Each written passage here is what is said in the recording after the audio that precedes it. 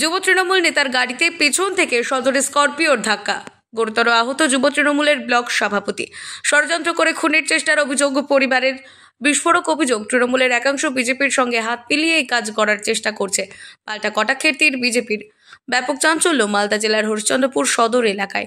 স্থানীয় সূত্রের খবর, নিজের ব্যক্তিগত গাড়িতে করে হরিশ্চন্দ্রপুর 1 নম্বর ব্লক যুব তৃণমূলের সভাপতি পূজন দাস সদর এলাকার দিকে যাচ্ছিলেন। সেই সময় কিরণবালা বালিকা বিদ্যালয়ের সামনে একটি স্করপিও তার গাড়িতে এসে ধাক্কা মারে। ঘটনাস্থলে জ্ঞান হারান দাপুটে যুব নেতা পূজন। তাকে নিয়ে যাওয়া হয় হরিশ্চন্দ্রপুর গ্রামীণ হাসপাতালে। পরবর্তীতে চাঁচল সুপার স্পেশালিটি হাসপাতালে রেফার করা হয়েছে। বাড়ি থেকে বেরিয়েছিল, বেরোয় পড়ার পরে কিছুগুলো লোক মানে সামনে এসে ষড়যন্ত্র করে আমার ভাইকে মারার চেষ্টা করে। বিজেপির লোকের সঙ্গে আমাদের টিএমসি পার্টির লোকের সঙ্গে ষড়যন্ত্র করে ভাইকে মারার চেষ্টা করে। কাঁচ মাছ ভেঙে ভাইয়ের একদম বুকে একদম অজ্ঞান হয়ে গেছিলো। অজ্ঞান হওয়ার পরে তারপরে ভাইকে এখন ট্রান্সফার করা হয়েছে হাসপাতালে। এখন ষড়যন্ত্র কারা করেছে এখন পুলিশ তদন্ত করে। তার অনুগামী এবং পরিবারের অভিযোগ, তৃণমূলের মধ্যে থেকেই ষড়যন্ত্র করে পূজনকে খুনের চেষ্টা হয়েছে। বিজেপির সঙ্গে হাত মিলিয়ে কাজ করেছে। আসছিলাম হরিশ্চন্দ্রপুর ঢুকছিলাম, ওরা ফলো করে আমাদেরকে আসছিল। কারা? ওই যে মানে কি নাম আছে জানি না, ওদের নামটা ঠিক হতে করে ওরা আসছিল পিছনে, আমাদেরকে কিনা মানে দেখে শুনে ওরা মানে এটা একটা করেছে আমাদের।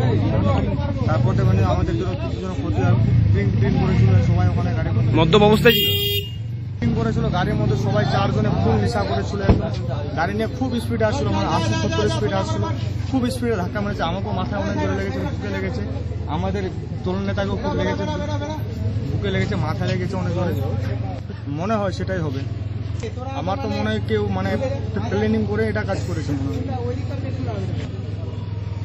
হয়। আমার যতদূর আইডিয়া কেউ বদলা নেওয়ার কারণে এটা করেছে। যেন হলে পরে আমরা পুলিশকে জানাবো, আইন যেন আইনের পথে চলে।